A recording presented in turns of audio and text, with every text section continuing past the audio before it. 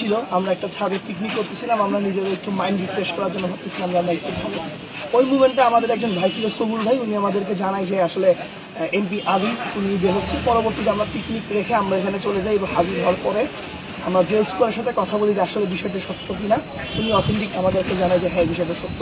বললাম যে আমরা দেখছি ইতিপূর্বে প্রিভিয়াস গভর্নমেন্টের যারা ছিল ওরা কি করতো, আমাদের বর্তমানের প্রেক্ষাপটে যারা রাজনীতিবিদ ছিল, বিএনপি জামাত আরো রাজনৈতিক দলের নেতারা যখনই থানা থেকে বেরিয়ে না কেন ইনস্ট্যান্ট ওদেরকে 10টা বা 12টা মামলা দিয়ে ওনাদেরকে ধরা হইতো। But why not now? এই নতুন বাংলাদেশ গড়ার জন্য হাজারো শিক্ষার্থী তারা মাঠে নামছে, ওরা দেখছে যে আসলে গুলির সামনে দাঁড়াইলে যান চলে যাবে নাকি থাকবে, তার পরিবারের কি হবে, সকল কিছু না ভেবে তারা ফুলের ন্যায় জীবন দিয়ে দিচ্ছে প্রায় 3000 শহীদ ভাই। তারপরেও যদি আমরা নতুন বাংলাদেশকে এই রূপে দেখতে পাই, আসলে আমাদের জন্য দুঃখজনক।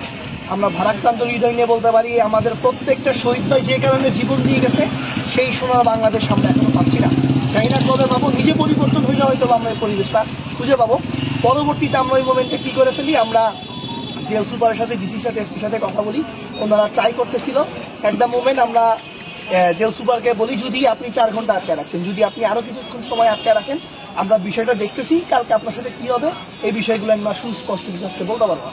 পরবর্তীতে ডিজিএফ এর কিছু ভাই ছিল, ওনারা আমাদেরকে হেল্প করার পরবর্তীতে 10 মিনিটের ভিতরে ওনাকে বের করে দেয় এবং আমি সহ আমার বাকি যে ভাইরা ছিল প্রত্যেকটা ভাই যাদেরকে আমরা দেখতে পাচ্ছি প্রত্যেকটা ভাই এখানে উপস্থিত ছিল, ওনাদেরকে ধরে আমরা নিয়ে আসাকালীন চলন্ত গাড়ির ভিতরে উনি আমাদেরকে অফার দিতে থাকে যে আসলে তোমরা যদি আমার ভাই হও, তোমরা যদি আমাদেরকে ছেড়ে দাও 5 কোটি টাকা দিব, তোমাদের হেন দিব তেন দিব। তখন আসলে আমাদের ভিতরে সেই ইমানি জাগ্রবটা জেগে ওঠে যে